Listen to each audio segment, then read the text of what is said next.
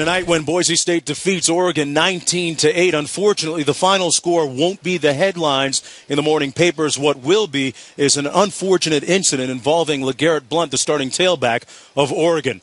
In a day which ironically started with a sportsmanship initiative involving 15 players, 4 captains from both teams shaking hands prior to the game. LaGarette Blount, right there, number 9, was one of them, ironically.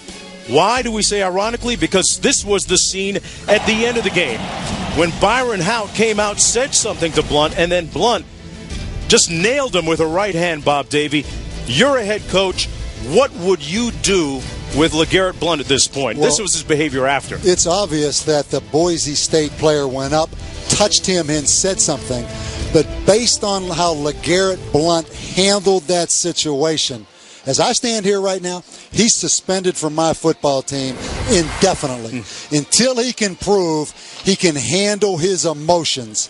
And we can trust him as a coaching staff and a football team to handle those emotions.